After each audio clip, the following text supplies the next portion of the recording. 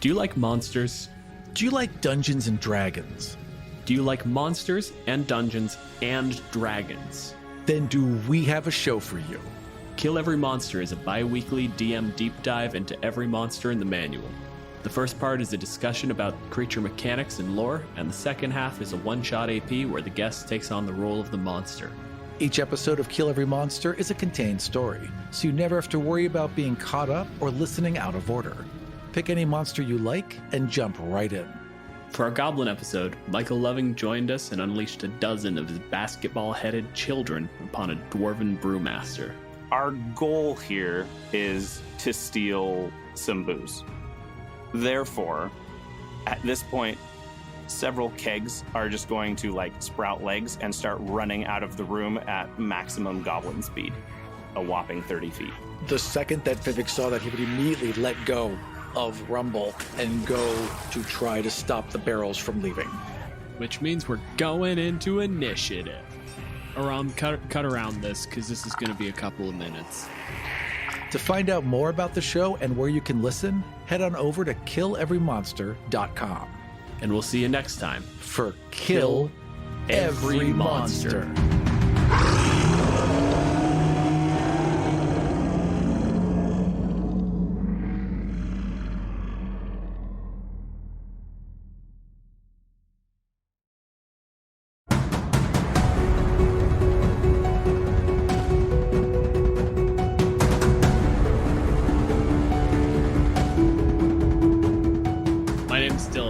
Pronouns are he, him, and welcome to Godsfall. My name is Aram. My pronouns are he, him, and I am playing the God of Chaos.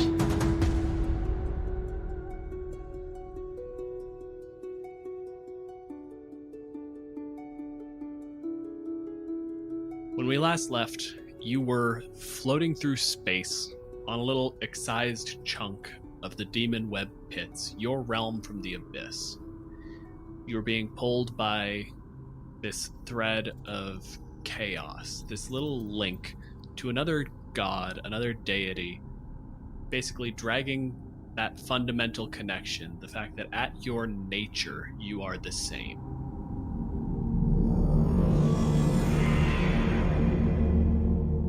You've been drifting through the astral realm for days. You can see as you get closer and those lines all converge on a singular point. You can see how many calls have been put out. You are by far not the only person that this god has contacted, but you are at least the first to notice, the first to arrive. Okay, but I can see the other strands. Absolutely. It really looks like someone is sort of spreading out a web. Right. It's all the little tendrils reaching out and touching all the corners, but there's no connective tissue to it. There's no winding in the middle. It's just pure radial reach and pull.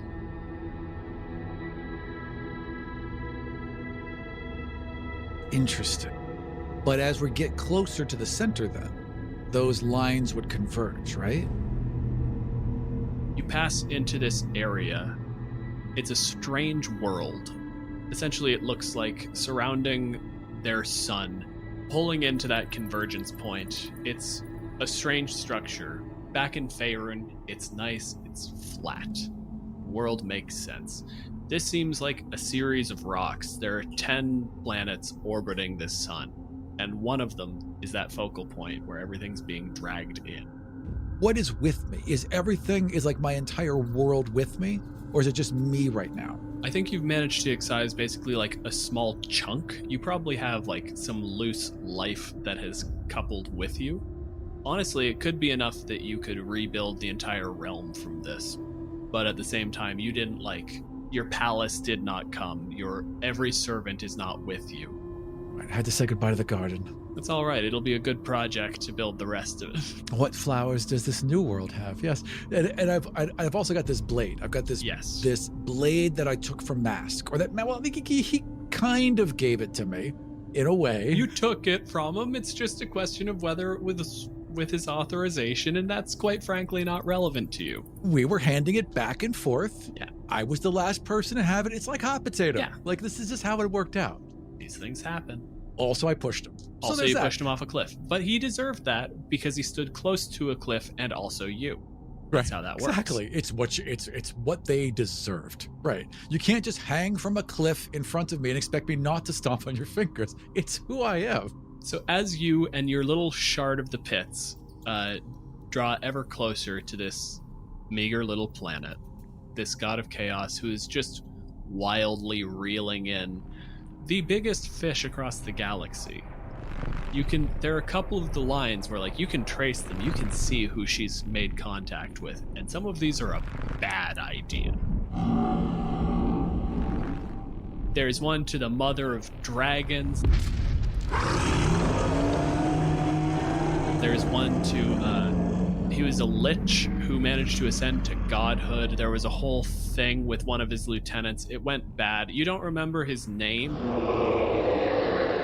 But honestly, he just seems tedious. You appreciate a good plot.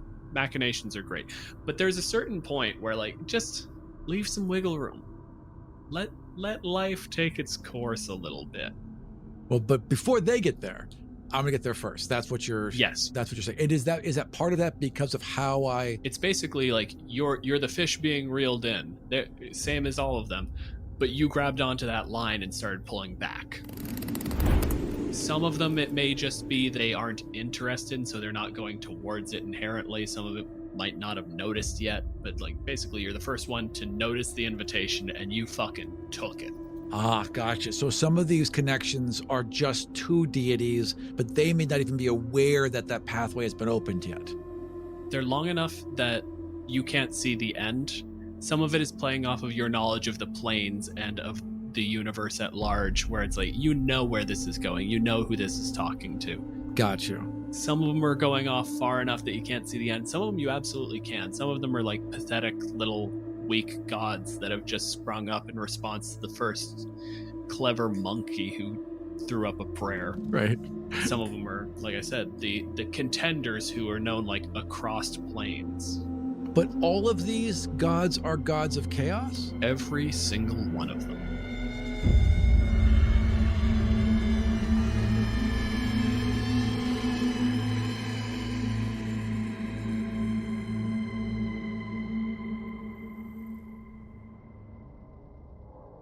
The opportunity for us all to converge in a single point, and I am assuming what is the multiverse, is presented to us. Exactly. I'm just the first one to get there. Like I said, you're following that line straight back. Some of them are slack. Some of them are actually being reeled in to keep this sort of fishing line analogy running far too long. Here's what I'd like to do then. Yeah. When I get close to the center, I'd like to weave in a web. All right. I want that to be like one of those tester webs a spider would put out, where if that web vibrates, I know there's prey. So if one of those people gets close enough, once I pass through, once I get there first, I want that web to vibrate to warn me. Got it. Give me a divinity roll, because that's your shtick. Yeah. You are the weaver. So 6 plus my charisma bonus, which is +4, so I have a +7. Yeah. Wait, what? I have a +7 then, right? It's because divinity is 6 plus 4 is proficient. 6 plus 4 is 10. Right. Okay, there we go. Right, shut up. All right, 7 plus 10 is 17. Yeah, that's enough to get that sort of warning system in place. The way you picture a stereotypical spider web, just one line that sort of holds tension across all the other fibers, and if any of them go slack or if any of them move in any dramatic way, that change in tension is immediately going to be noticeable to you.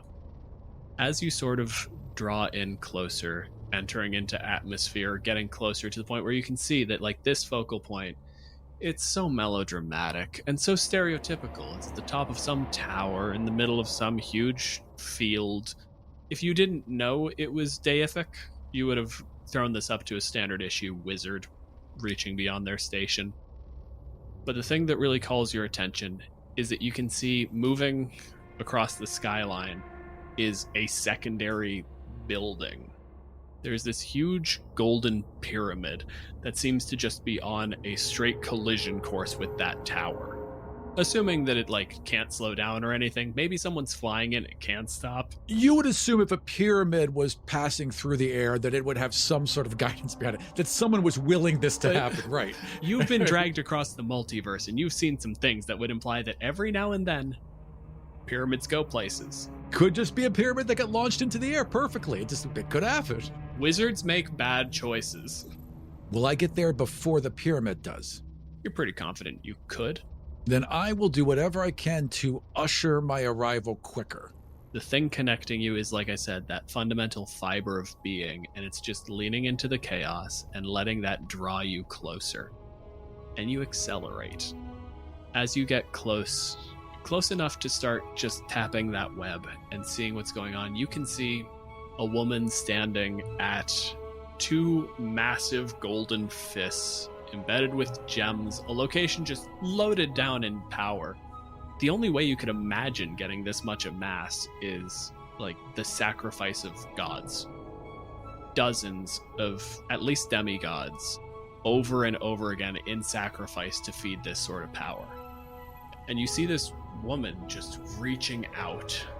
The power is radiating out from those fists. Through her, you can see it's got this purple pink quality, like the astral sea itself, just magic flowing through her, and then getting this reddish tint as it flows out from her to reach out to every god of chaos of any scale imaginable across the multiverse. So she's definitely doing this on purpose. That's good to know. In proximity to her, am I just seeing this as a vision, or have I stepped into a room? Where am I right now? Where do you want to be? Because the way I was envisioning this at the moment is legitimately tapping the connection. You're getting that little bit of, she's distracted. She's got so many threads out there. She's pulling in so many directions that she's not necessarily watching you. So you're just kind of feeding that connection and just looking sort of through her eyes and seeing it. You're far enough out that you could basically change course if you want to. I'm envisioning that she's been being pulled through the astral realm. So this pink and purple cloud-like thick atmosphere swirl of the astral realm has surrounded her. All of these floating giant jellyfish and these different creatures, until she hits this large cloud bank that just envelops her. And as she breaks through that, the world of Calgun arrives in front of her, and she begins to descend towards it, but she's still part of whatever she's brought along with her. It's still kind of creating drag. It's still kind of holding her back a little bit. So once she understands what she's facing, and once she understands both the opportunity and some of the dangers that are present here, I think she would just abandon everything that got her here, just step off of it, launch herself into the air to descend even faster, and then that thing that spiders do when they want to float, where they leave a little trail of silk and just alight into that room. It comes out like a single thread. It acts as that parachute, and you can see it sort of as you fall, it gains form. It goes from a single thread to almost a woven silk scarf trailing behind you, to the point where you land and it falls behind you and it wraps around itself. And when you come forward, it's formed itself into just this elegant gown as you sort of stride forth into a room. Fucking perfect. If this woman wants to play at drama, we will play her game. 100%. I'm dressed for a Met Gala. Absolutely. You're going to show up to the Met Gala and they're going to be like, you could tone it down a step. So what kind of room am I in right now? I'm basically seeing it as there's one fist under each hand, and she's in the middle of it. Yeah, that kind of thing, where it's a whole center point. The light's there. It's dim around the edges. That kind of bullshit. So essentially what you have is this massive stone room. It's probably a solid 80 feet across. And in the center is this raised dais, again, 20 feet wide. The stairs coming up from one side, you can see where at the far side of the room, there are the stairs leading down further into the tower, with these 2 tremendous golden fists under each hand as she's drawing that power up and sending it back out. Completely diverted her attention. Right. And the momentum of that magic is just getting that whole, the hair is up and waving, the clothes are fluttering. What does she look like? What does Vistrix look like? Have you described her at all? No, never have. Seeing her in person, you realize that red, that stark line that connected you, it's the same tint as her hair. Huh. It seems to have just fully pervaded her. With the energy flowing through her, her veins have lit up the same color. She is borderline glowing. She has sort of an almost golden tone to her skin, but with the red light under it, it's taking on this... You want to call it sickly, but sickly takes green. This is flushed in a way that is almost bruised. It sounds like when you put a flashlight under your skin and it turns red and has that glow, it's exactly. Like that's her everywhere. Exactly. That's creepy. She's dressed in just very, very high quality leather armor. It looks like she's ready for war. Does the rest of this chamber suggest war? Is there any other suggestions or machinations of war here? No, the room is mostly ceremonial. This place looks wrong for what's happening. Like, the two fists are gold. They're sitting on top of this, like, ornate blue carpet. You've got maybe a foot of space on either side, where it just, like, is concentric with the dais itself. Almost a yellow goldish stone, just massive brickwork composing this entire place. It is not of a piece with her. She stands out as not belonging here. Someone else made this. There's a lot. I imagine there's a lot of power flowing through this room right now. Like I said, this is the amount that it would take just to do what she's doing would require, you would call it at least 3 greater gods, if not dozens of lesser deities. The building itself screams of godhood. You don't know this world, so it could be, but the building itself feels like a god. Okay.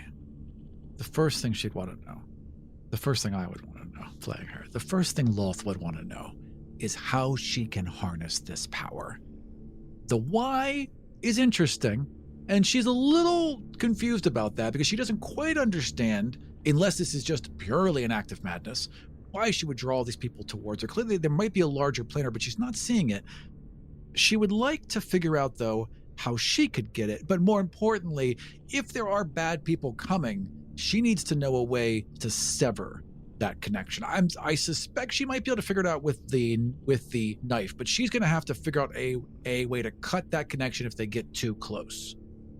The thing that you're noticing is essentially magic here is not like the weave. Okay. It's not quite as tightly bound. It's a lot more ambient.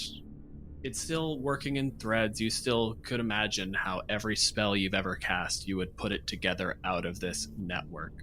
But you can immediately see that, like, the power in this is sort of free-flowing. You could tap into it by reaching out and grabbing it. You can feel her in a way that, like, you were standing next to Mask not more than a few days ago, and you couldn't feel him the way you can feel her power. You know that if you just focused, you could reach out and you could touch the power of her, of this building, of whatever other gods are out there, and you could work with it. If this building's power is ambient enough, if it's sort of acting as a battery, then all you would have to do is channel it. If there's a will behind it, you would have to fight it. You would have to take control. Right, and I can't test that probably without alerting her. As for those threads, they're not real magic. They're not of this world. They're something she is generating. So strictly speaking, if you want those severed. How much, is there any indication of how close that pyramid is? How much time do I have? You sort of reach out.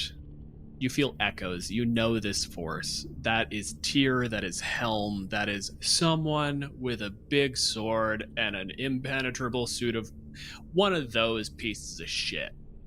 They're riding in that pyramid. Right, there's always one. All right, that's bad. But of course, but who else would be in a giant floating golden pyramid rushing in to save the day? Like, Tyr wouldn't have picked a pyramid. Torm wouldn't have picked a pyramid, but, like, it wouldn't be that different. Torm summoned a giant golden lion once. Oh, okay, cool. So, like, that's right up his alley. The golden lions. Yeah, I like that. I'm always down for a pair of animals. It would be more of a steed than a like vehicle. Right. You know, he'd probably be riding a lion in. But quite frankly, giant floating golden pyramid and flying golden lion horse is like, it's the same thing. It's not that different. In terms of the god that's pulling that shit, it's like one of you. Yeah, that makes sense. It's one of those people who believes that their individual will should be forced upon the universe. Exactly. Right. Reaching out and feeling that you now have something that you can really track. You can feel it. And as you feel it get closer, you've got to measure speed pretty well. You've probably got a couple of minutes, maybe 2 or 3, but it's going to get here. All right. So I have a couple of minutes to determine one of two things.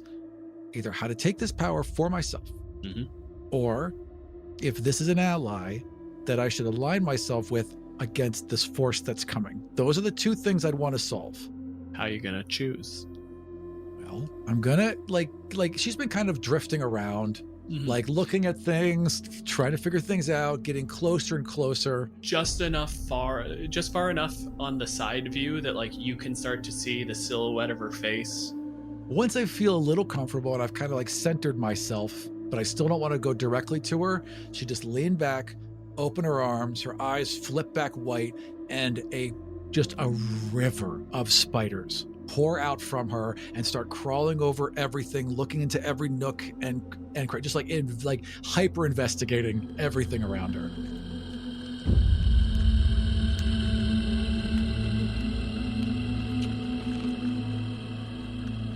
Absolutely. It's terrifying. It looks like shadow until the light in the room glints off of them and you see that little bit of chitin, yeah. Yeah, until you see that little glint of chitin and you see the hairs on the larger ones as they fucking cascade. They overwhelm that carpet. They take through the stonework until you have just the lightest, the barest thread web woven over every surface. Yeah. Invisible. Not noticeable if you're not looking for it. And you see that she is gone. She is blind to the world. You would have to get her attention to pull her out of this. But if I'm going to get her attention, I want to make sure that I have the power. So before I get her attention, I'd like my spiders to do one more thing. I'd like them to weave her into a cocoon. Just the face open. Give me another divinity for this, because you're going to have to kind of overpower another chaos god. All right, that's going to be... my rolls aren't that great today. 11 plus 10 is 21. I rolled a 5. Vistrix is too tied up in what she's doing to be even remotely aware of what's going on. She's just trying to pull on all of these threads all at once. There are too many of them to possibly keep track of. So when your spiders start to get close, you see one of them just sort of take a little walk up a thread of chaos. And the plan morphs. And you just take that slightly slack cord. One of these gods hasn't started moving yet. It's basically just a loose attachment. And it just loops it. And then another one gets pulled, and another, until you create this tangled mess around her where she's pulling on it and just tying herself into this nested cacophony of just madness and raw deific energy. She doesn't even know she's trapped. The only way she could stop this is to fully let go, and there's no reason why she would. That's just perfect. I love that so much. Okay, so once that's done, what is the biggest bad about to get here that would be a concern to me? Probably that god of law or something. Yeah. The god of buzzkills. Definitely the pyramid god's a problem. Yeah. Right? That's definitely a problem, but that's not a direct threat, right? She's not pulling him and he's just coming. Yeah, fair enough. What is the most dangerous thread that's near? Like, what's the closest threat there?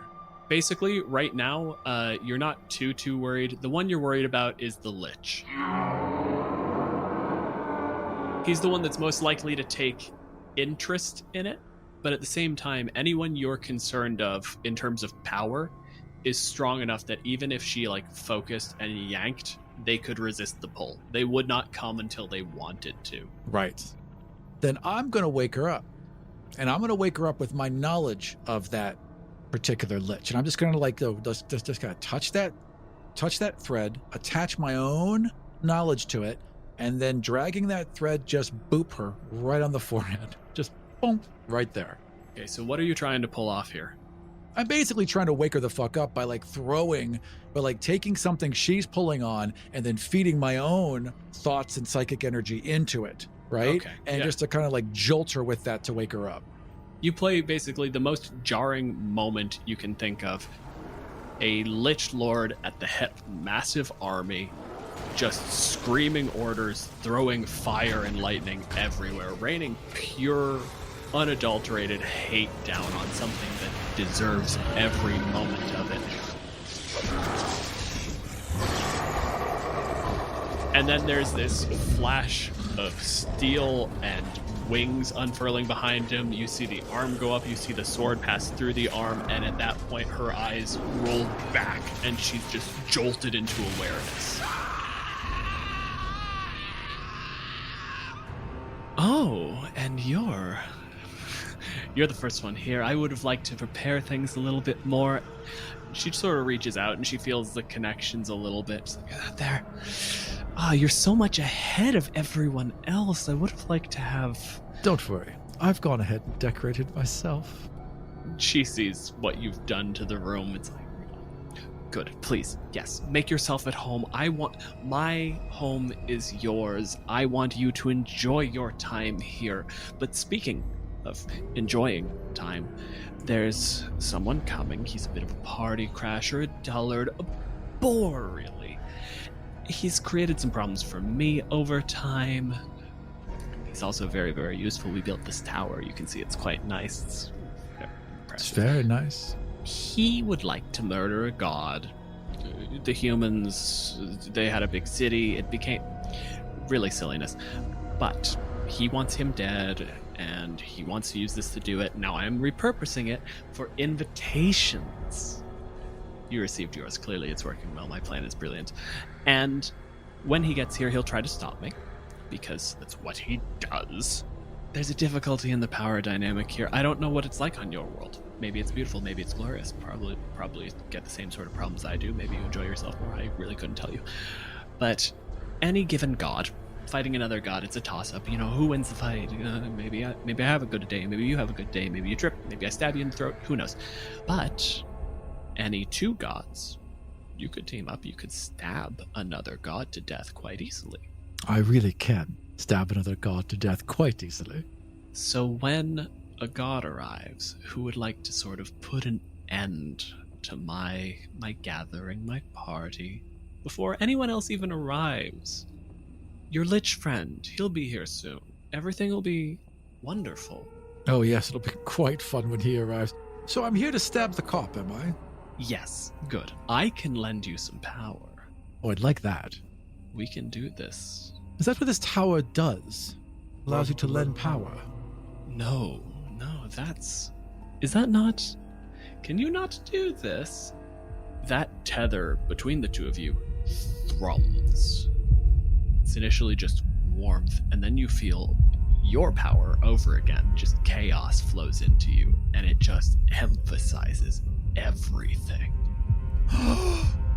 Oh. No, dear. No.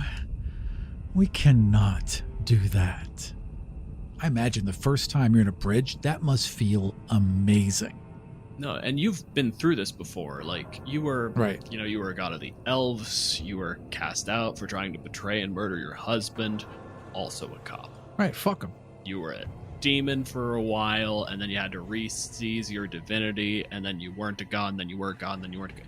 You know, but every time that power has changed hands, it's been forcible. Yeah. Either like you've stolen it from someone, or you've found a way to infuse yourself with more power. It's been ripping things into you. This is like pure and calm. It's just coming into you. Oh, it's power given as a gift. Yeah, that's new. And she can see like that moment where it's just lighting up your eyes. We call them a bridge. It's a cutesy little name. It doesn't really matter. I can share my power with you. And this is our grand battery. We've just accumulated so much divine power that we could then share. I'm the center point. It all flows through me. And I can share it with you. And then when Barros arrives, his name is Barros, again, very boring. It doesn't really matter that much. You can kill him. And then we can kill the rest of them. And then it'll be our little party. Yes, our little party. We shall kill this one, and then you and I will do all the planning. Let's do that. Give me this power, and I shall murder your friend. And then it's just stronger. That little bit, like the injuries from before when you fought the Baelor, whatever little remnants of it, just destroyed. Everything just heats and warms, but it's not all chaos. Some of it is clearly coming from her, but then you can feel like where it's pulsing into that purple astral color, and she's drawing out of the tower, and you can feel like it's chaos and it's magic and it's all the things that you're used to. And then suddenly it's rhinoceroses, and then it's like gemstones, lightning, currency, shields, concepts, ideas, all the demigods that have been churned up by this thing before, little bits of their power. Exactly. You and I know this. As far as Lulth knows, these are just like weird objects. Like it is incoherent power. But it's yours now. If I know anything about the rest of them, Barros is going to be coming any moment now, but we'll be able to completely overpower him. We can create a new pantheon. We don't need to worry about them anymore. When Barros gets here, he's going to be angry. We had a whole thing. He was upset about a new god, and it doesn't really matter to you, honestly. It doesn't matter to me. But we're going to destabilize the entire pantheon, and once it's at war, we will be the last ones standing. Aren't you tired of people stopping you? No one will stop us, dear. That's a very good question. Am I tired of people stopping me? Absolutely not. That was the fundamental thing we established right off the bat, was someone opposing you was the most interesting thing to happen in centuries. And someone nearly killing you was the most fun you've had possibly in your life. Right, exactly. Like, since Corellon threw you out, that was the most interesting thing that's ever happened. Lulth likes the actual chaos. Part of that is losing. She revels in it. It's part of her belief system. It's part of her religion. Okay. So I would listen. I would listen to her tales, and I'd listen to the pitch, and I would look at her and think about what she's saying until I was sure I could take her power. Because at this point I know we can't team up. We have very different goals, and this would not be someone I would stay aligned with or feel like I could use, really, especially if she's going to bring the rest. So my question would be, can I take her power? You don't know how this world works, but you can feel enough of the magic to start to put together sort of some base theories. Roll Arcana. I rolled a 13, sadly. 9 plus 4 is 13. What you're certain of, the only thing you know, is that if you kill her, her power will get loose. Right. There are some gods, there's some places where that's like a slow leak, where it's a gas, where it's an object you could cut out of her. You don't really know, but what you can tell is that if you kill her, her power will still exist, and it could be taken. But how it will leave is up in the air, and how you would collect it, I would say God only knows, but that's a little redundant here. And that wouldn't do anything, because just killing her and stopping this doesn't help me. I'm still gonna have to face whatever's coming and figure out this new world. And she's connected to everything. I need it to stay intact. But how do I do that? All right, well then I'm just gonna have to play along. Because if she wants us to kill, I definitely want to kill whatever new Torm this is. There's just enough of a pause that she seems concerned when you go to speak. This world is confusing. I'm so new. You'll have to explain, how would we stop this pyramid man? The difficulty is, quite honestly, the playing field is too even in the Pantheon. You would need someone to reinforce you. Someone who could lend you just a little bit more power. A god versus a god is a coin flip. 2 gods against a god. Well, that's a dead man.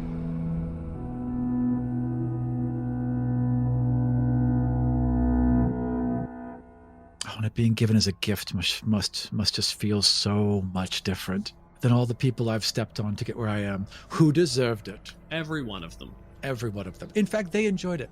So I think that what I would have to say is that if I felt that pull, my first thing that I would do would be, like, if it's so intoxicating, if it's so energizing, can I pull more? I'm going to just say it again then. Roll me divinity. That's going to be, oh, god damn it. That's 5 plus 10 is 15. So I got a 19 on this one. So you, like, try to give it a little bit of a pull, and you immediately feel it wane. I understand if this is new, it can feel intoxicating, but this power is mine to give. As long as you take what you're given, we will have no problems. But remember, here, any 2 gods are on equal footing, and I am linked into the greatest battery we've ever built. Then provide me this power, so that I may slay your enemy, and I shall free you. Dear, I think this is the beginning of a beautiful friendship. Loth nods. You just feel that warmth spread through your body, and you feel it tinged. Every time it pulses purple, it's wrong. You feel little things like it's the chaos magic at first. It's all the power that you know, and then there are things like a rhinoceros or gemstones, currency in general. It's wrong. It's the power from the tower itself. Right. There's all the other demigods. It's like there are little sparks, like when lightning was eaten and things like that. Right. Yeah. That makes sense. Oh, that's dark. Okay, I like it though. All right. Then here would be my pitch. Mm-hmm. I would simply vanish into the shadows, await Barros's arrival, allow the confrontation to begin, and then just fucking shank the dude. I mean, she's definitely gonna go for a surprise hit. So I think that she would, like, let him come in, let him get vulnerable, and then just hit him as hard as she can with that, separator knife and try and separate a bit of Barros from himself. So you wait. It's not long. You feel the impact as the pyramid drives itself into the tower. You see a chunk of wall give way, and he walks out.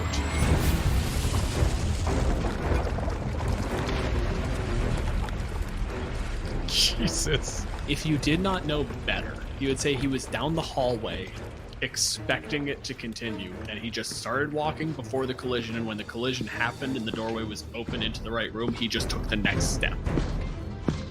Mistress, this is not for you to play with. You're going to draw attention before we're ready. Dear, everything is exactly as we asked. We have the power of how many demigods? How many did we kill? I'm just channeling it. We bring in aspiration, we get rid of the petty human god, and everything will be fine. This is everything you've asked for. And the entire time she's doing this, like, she's got her hands out still over the 2 fists. What's wrong with you? Okay, I start sliding behind him now. Like, I start to, get behind him because the gig's almost up. And I'm just going to quickly roll a bluff for Mistrix to just kind of keep this up. That's fun. If this surge suddenly drops, do you think that'll draw less attention? This is happening. It's just a question of whether we'll be prepared when he's here. And right now, I'm your weapon. Sound the call, bring the rest, and when he arrives, let me go off. Barros takes a second, looks, gestures towards the pyramid, and you see it just pull back a little bit, and you see these shafts of light start to cascade in as the brick crumbles.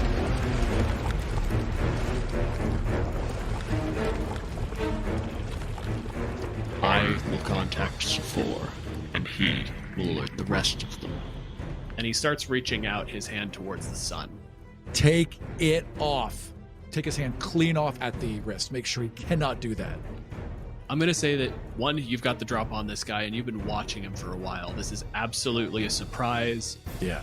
As an assassin, if you hit, this is a critical hit. You've got advantage. Roll to take a hand off. Okay, about fucking time. I got a nat 20 plus 12 is 32. I'm assuming that'll hit his AC. That will 100% hit his AC. Let's say triple damage. Triple damage? Wow. Like, you're getting your assassin thing off. Right. You've got all your sneak attack damage, but when you roll a nat 20 on a critical, like, sneak, like this, fuck it. We're putting damage in. Gonna put her psychic energy into it. She's gonna use her sneak attack damage, and she's gonna use the blade. So that roll would end up being 25, and then it's a plus 6, so 31 points of damage times 3 would be 93 points of damage. Now, there aren't rules in 5th edition for, severing arms and shit, because 5th edition is a boring game. But I'm going to say that an arm has less than 93 hit points. That seems fair. So this is one of those things, like, you charge in and you switch hands with the knife. You toss it into your left and you use your right hand to kind of grip at the wrist, just with your full arm wrapped around like a foot wide forearm. Okay, before we do this, I've got in this blade right now all of the life force of that Baylor. What does that feel like? When I hold this just shard of blade that reflects like a mirror, so as I'm holding it, I'm seeing my own eyes in this blade. When I think of the power of this Baylor, what happens? You've kind of like reflected on it a little bit. You've played with this. You've had a lot of time to yourself lately. And you felt like the crackle of energy. There's lightning in it. You can feel that. And like when you push on it a little bit, it starts to take form. It stops being that shard with the little bit of leather wrapping so that you have a handle, and it starts being like the Baylor's blade. Nice. And you always kind of pull back. It's a limited supply. You don't want to set it off. Today, however, one of the things you felt thrum through you is lightning. And you can feel it. This thing crackles like a storm now. It ties into you, and you know that all you have to do is just push hard enough, and this blade will explode with electricity and just sheer material. It is bigger on the inside right now, but you can put that on the outside. That sounds like enough to take off an arm. You come in with this. You're off in the shadows, and you can see the hand start to reach forward. And you see it. You see the point where the armor plates are separated, where the joint is formed. And you come in as fast as you can. It's just enough. Like, there's a second where he notices that something is wrong, and it makes him pull back. It creates this space between him and the light. And you get in there, and you take that shard, and you just jab forward. And you get it into his elbow. And then you push a little harder. Not forward, not into his arm. You push on that feeling in the blade. And it explodes. It's not huge and forceful. There's not a shockwave. It's you're holding a shard of metal, maybe the size of like a small chef's knife. And all of a sudden, from the far side of his elbow, a blade sticks out a solid meter. You're holding the hilt of a long sword. There is a hilt like slammed up against his joint, and that blade has gone from being relatively thin, an inch or two wide, to like 6 inches thick, and it tears his arm apart at the elbow. I just exploded his arm off. Yeah, you stabbed him in the joint, and then all of a sudden your arm was essentially the size of the joint, and that forearm, you smell the ozone and you smell the cooked meat as that big armored forearm clanks on the ground. Bistrix, your dear friend, grin as Baros, the god of order, turns and looks at you for the first time. And now we're going to go for initiative. That is a 17. That gives me a 29. I got a 7. Okay. Then the very next thing I'm going to do is cast Greater Invisibility and vanish. You're gone. Barrows is baffled. He looks around, can't quite piece it together. There is no need for your friends, God of Order. This is between us. And you see, so he sort of just reaches down and like he grabs his arm sort of just above the elbow. And you see this golden flash. Oh, shit. Of energy. Right, he's a paladin. This isn't even a paladin. You gave the God of Order regeneration. Oh, right, of course I did. After that flash of energy, one of the first things you see is it just lances down. The framework of the arm is established in glowing energy, and it starts to just reform. Fuck. The way the arm is moving, it's immaterial. It's not there yet. But he's just going to grow it back. Right. Within 2-ish minutes. Oh, that's not great. Okay. Guess I should have gone for the head. He reaches back. He grabs a great sword from his back. And he pulls it. And he just hefts with his back. Like he tosses it off his shoulder. And the tip slams into the floor with enough force to like gouge a solid 3-4 inches deep. And you just have these little flashbacks to a very tall red man with lightning wings and a whip. You're like, oh, this again. And I don't have a friend this time.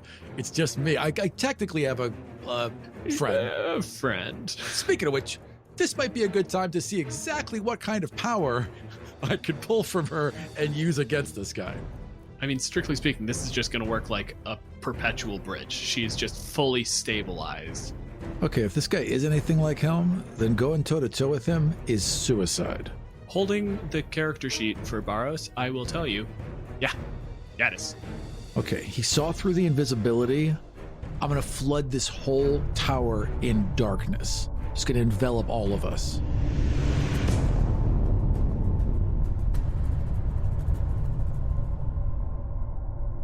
There is one bit of light, and you can just see that red glow from Vistrix, where she's sort of holding that power. He walks forward. He's looking around the entire time, just watching you, and that arm is becoming more and more substantial. You can see that it hasn't reached full physical state yet, because it sinks into her head a little bit. And I'm going to use Consume Divinity. Oh, dear God. I guess nothing I can do because I don't know what he's doing, but as soon as I have a chance, I'm going to fucking stab him. But yeah, he can do that. I forgot about that. Fuck. Oh, why did I build this character? Yeah, you've made choices, man. Also, Vistric rolled a 2 on her con save. Plus I got her trapped. Oh, what a fucking stupid move. Yeah. So the good news is your bridge is going to stand because at this point she is a pure conduit for power. He reaches out and you see like this little pendant. It's beneath the armor. Glow, that bright purple pink, that color of divinity and astral power. And you just watch her, like the red in the threads dims. It goes down to purple. The light in her eyes, the glow from inside of her is gone. Whatever he did, he just shut off a god. The second that Barrows lays hands on Vistrix, I wrap him up in every inch of webbing throughout this tower. We're going to call this a divinity roll. How about a divinity grapple? Yeah, this is basically a divinity grapple. So that's how we're going to roll this. So Barrows has a 21. That's the number to beat. Oh, it was an 11, but it rolled over to a 9, so I got a 19. You start wrapping him in threads, and that hand, it's not enough, like, you know he couldn't grab the sword with it. So he just takes that insubstantial hand. It had that bright yellow golden glow, and you see that red that he tore away from Vistrix, suffusing it. And he just slashes through it. As you try to kind of weave this web around him, he's ripping it apart. And every time he does, every time he pulls, and you're on the far side of it, you watch his head just flick around. He's tracking roughly where you are. He can't see you. You're in darkness, you're invisible, but he's got an impression. Then while he's in darkness, surround him in hypnotic pattern as I'm circling the room. Okay, how does hypnotic pattern work? So Loth is at the outside edge of this round chamber, just slinking around the edges. And as she does, she weaves her hands into the webbing in the ceiling and activates each of these spiders that have gathered. And as they lower, they glow. They glow with these throbbing lights all around him, like a really fucked up Christmas tree. Just because I want to show off that I built this guy like a dickhead, would you say that you're within about 5 feet of him? No, actually, I wouldn't say that. As you're doing this, like you were trying to grapple him. I was trying, but I wasn't. I used the webs that were around her. Yeah, fair enough. So I'm still like 30 feet away. Like I'm keeping my distance. Slayer doesn't go off. Sorry. but I do need a wisdom save from him for the hypnotic pattern. So let's see if that actually affected him. Wisdom save 18. 24, fucker. Fuck, yeah. The lights pass by his eyes like all these, but he's still just staring through them, through the darkness towards my general direction. He doesn't quite have it down. Bats these things away, these patterns, these motes of light, the spiders crawling through just mid-air, watches through them. And then he just sort of looks at his hand. And at this point, that chaos energy has beaten out the order. It's just glowing bright red, and he just sort of like reaches out, and you see him grab the darkness. And he's going to use reality manipulation to reverse an effect. And this room goes up brighter than the fucking surface of the sun.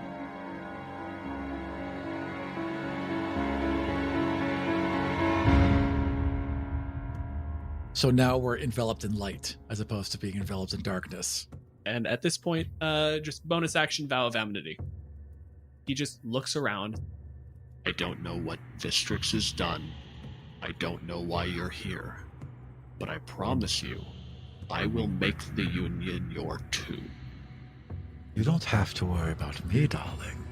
You have to worry about all the others she's called, shown your front door, given directions. Right to your little home. The expression falls. Like there's a moment where he looks up and he finally like traces the power. Like she's not just radiating out, and he realizes like they're direct lines. And he sees the last one. Now just this weak, tenuous connection between you and her. Yes, I'm still connected, right? Yes. I'm still connected to him. Absolutely. As soon as he turns his attention towards the others, I'm gonna push so hard back that it sends a pulse out, that it sends a warning, an announcement to everyone on that connection. I'm gonna ring the fucking dinner bell. I'm gonna pitch 2 things. One is just a raw divinity roll. The other is that this is essentially just going to eat your use of divinity for the moment. You're just sending out your power as a signal beacon. You function as a character at that point. I like both. I want to do it, but I also want to roll. I will give up that power to do this, but I also want to roll. Okay, then what we're going to do is we're just going to say that this works. Like you're going to send that signal out. It's absolutely going to happen. And I just want you to roll me a d20 for response. All right. Okay. We're going to just say high is exactly a 20 is everybody gets the point and you've drawn attention. A 1, it comes off as a warning, not a dinner bell, you know. It is a 13. The thing that you notice, the reason you know that this didn't quite go as planned, is you see every tendril of power, every connection shift a little bit. But some of them are increasing in tension. Some of them are just immediately going slack. And you can tell that some of them, likely a lot of the weaker ones, probably a couple like mid-tiers, maybe a heavy hitter, they immediately just see a surge of power and they're like, oh, good. And they start coming. Others, one that you trace back, like you know it. You've been watching it specifically because you know who's at the far end. You see Tiamat pull it tight and just nope.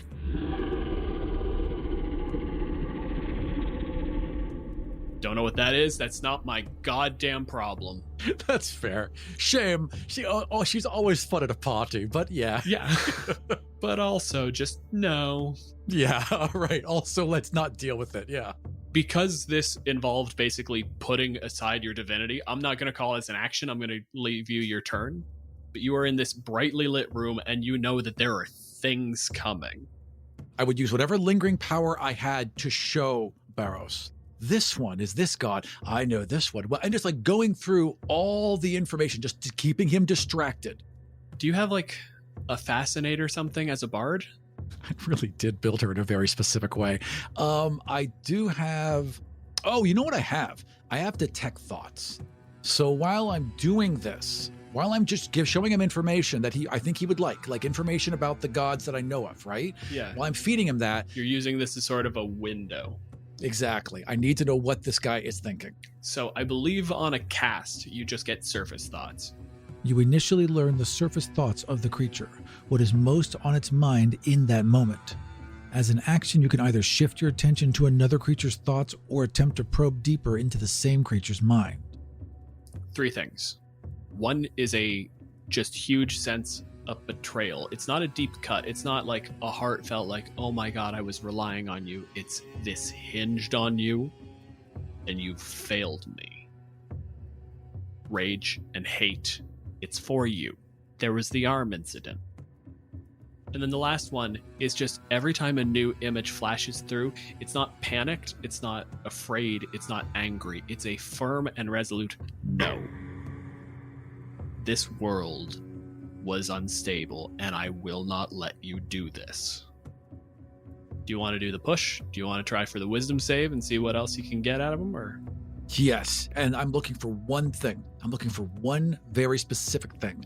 This interaction with Vistrix has shown me that I know all gods can be killed. Of course, gods can be killed, but this interaction has shown me that they have to be killed in a certain way. In order to control their power, it's not like with our world where you just take them out and then you get it. There has to be some sort of ceremony, some sort of specific method that you kill them by, and that's what I'm looking for. So they need to roll wisdom save 18. 2. Oh, yes! The fundamental nature of that power transfer in this world is if you have enough of a connection to the divinity at the time of death, it will flow into you. You're pretty confident that if Vistrix still had everything that she was, and you stabbed her while that bridge was active, it would have just tunneled in. I should have just killed her. But you didn't, you big dumb dummy. The problem with Loth is that she never takes very direct action. She's always a little curious, be a little bit investigative, and when she should just strike. She plays with her food too much. That's what it fucking is. She plays with her food too much. Spiders. If you wanted Barrows, if you want to take order from him, you would have to do something that would basically ingrain order in you. And then at that moment of death, it's just almost like a fucking magnet. This is what she's got to do then. She needs to get him off his guard, get him to kind of trust her just for a second.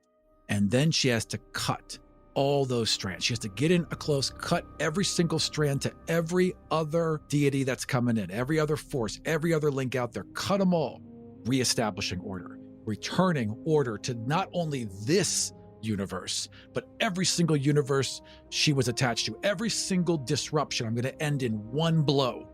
And then when I'm in that zone, sink that fucking knife as far into his neck as I possibly can. Oh, you're very, very hopeful for a man who just used his action. I really am. Barrows circles wide around you. He sort of does that, the standard stalking, watching, and he gets between you and Vistrix. And he's almost that Terminator, like, head tilt of, like, watching you. And then, with no warning, almost like his arm went from still to in motion instantaneously. And I'm going to cast Thunderous Smite. I healed on the journey to Earth, right? Yes, you came into this fight at full. Go take a long rest there. There we go. Does a 21 hit your AC? In this particular incident, it doesn't because I just used my blade as a which is my Kensite weapon. So no, in this particular incident, it does not hit me. Okay, so I'm going to use lucky. Oh, damn it. Fuck you. 26 hits you. Yes, it fucking hits me. God damn it. The God of Order makes it work. You are going to take 12 points of slashing damage, 3 points of radiant damage, and 6 points of thunder damage, which is in total 21. Now I need you to make a strength save. That is not my best save. I'm very aware. That is going to be a 6 + 1 is 7. It doesn't matter what it is. It's literally impossible for me to get a DC that low. He swings, and first there's the sonic boom. His arm doesn't even accelerate. It goes from stationary to at velocity, and this entire greatsword hits you in the chest. It takes the wind out of you, and there's a second clap of thunder. And you are hurled backwards and slam into the wall of that pyramid, and you are bathed in the sun.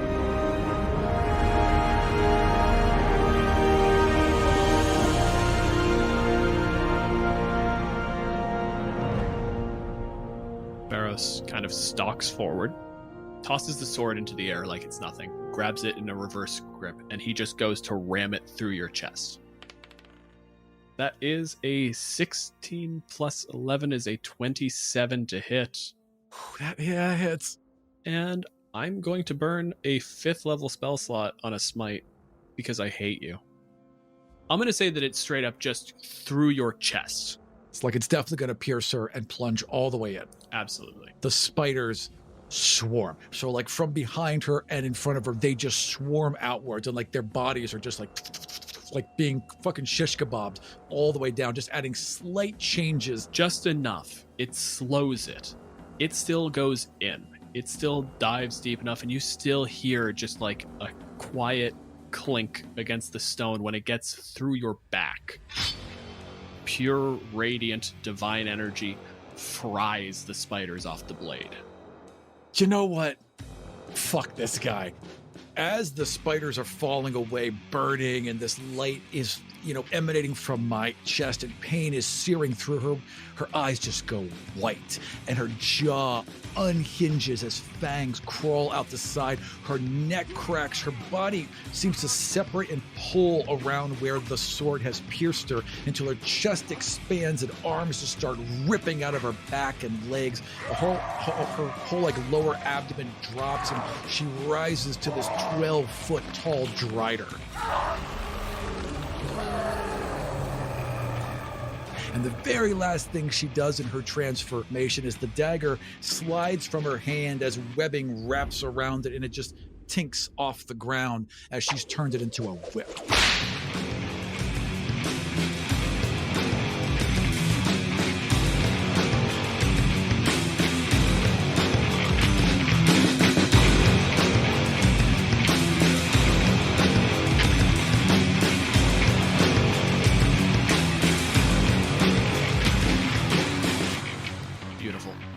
It is your turn. Is she technically allied with me?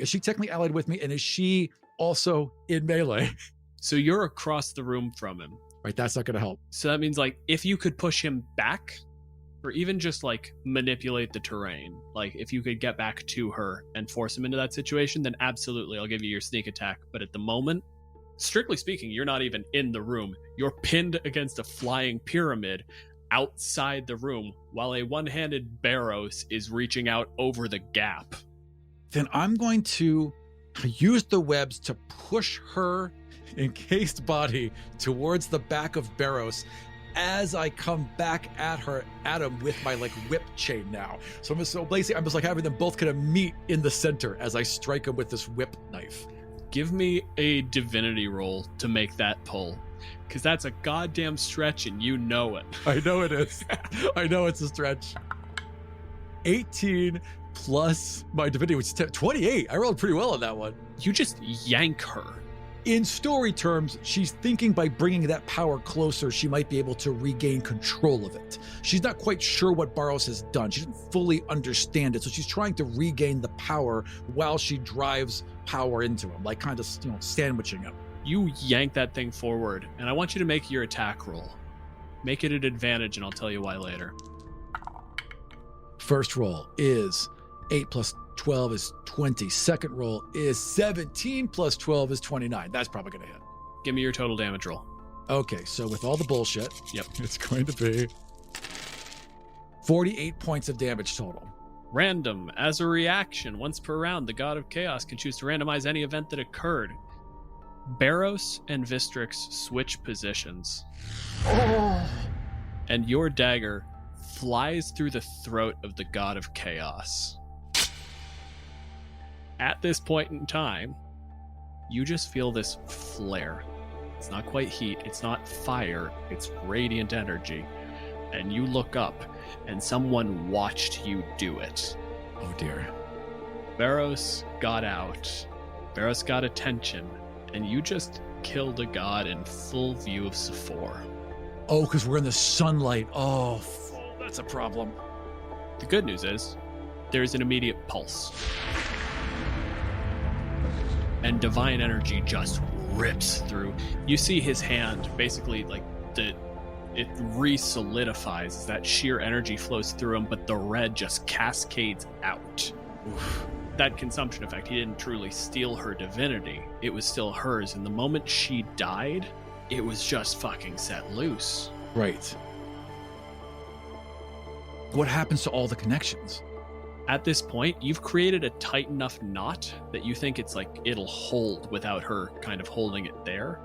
You wound them into themselves, and then she kept pulling on them tighter and tighter, like that connection is still there. Did her divine energy leave, or is it tethered?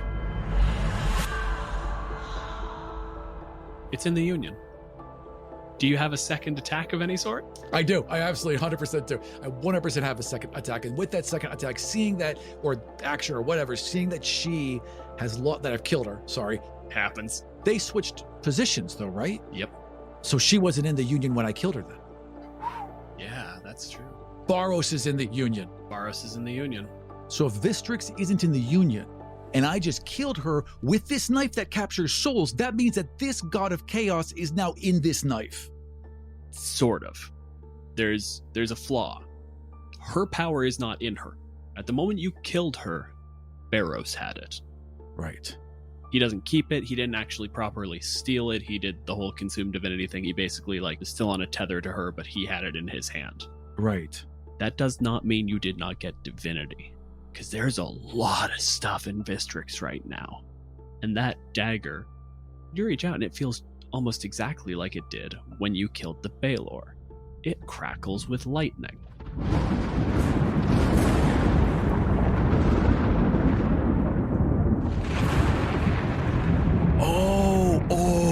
Oh, and that was in the tower. What else is in this? Essentially, what we've got here is when you killed her, it just started to suck. This dagger is essentially a vacuum. The moment it kills something, it tries to absorb the essence. So right. It just started sucking through the bridge until Vistrix was dead. The moment her heart stopped and the bridge fully collapsed, your pipeline got cut off. But you just had demigod after demigod flow into this blade. Outstanding. You have lightning. All those things I mentioned earlier in the episode. The fucking rhinos, the weird god of beasts. There's got to be more, but we know at least there's lightning, rhinos, gemstones. Was it weapons shield, or shield? Shield. It was shields? definitely okay, shields, cool. which is cool, which is super cool. We'll get some mileage out of that by the end of this fight. That's great. And I have access to all this right away. Basically, yeah. Okay. I would then pull the knife out of her throat, somewhat sadly, like a little sad. I mean, they weren't going to be best friends, but she kind of liked her. She pulls the knife out and just turns with it kind of like over her shoulder, kind of casually, a smile creeping across her face, and just turns towards Barros. As you get that moment of full-on villainous smug, and you touch this power, that divinity does not stay in the blade. It is leaking into you. You have claimed it. But as you stand there, you know that feeling where you step out onto asphalt on a hot day and it feels like the sun is looking directly at you? Yes. Oh, right. Damn. Yeah, you just murdered the god of chaos. in full view of Sephora. Right. So there is a bit of a drawback to her not being in the Union. Right. Then it's time to end this. It is time to end this. I was going to play with Barros, maybe get some more information, maybe just vamp because it's fun. But no, I'm going to end him as fast as I can. What is the most devastating attack I have at my arsenal right now? Let's ignore what the most powerful thing is. In this moment, you can feel several things, and one of them is lightning. And tell me there's anything even remotely close to hitting that Venn diagram between vampy and powerful. It's perfect. It's the Emperor. It's infinite power. So Lolth kills Vistrix, pulls the knife out of her throat, recognizes the power coursing through her and what that means. She goes to face him, and then the heat and the sun and that eye of the sun kind of focuses on her. And she turns and she considers it for a moment. She's not unworried, but the smile returns to her face. It's awful bright out today. It seems like the perfect time for a storm.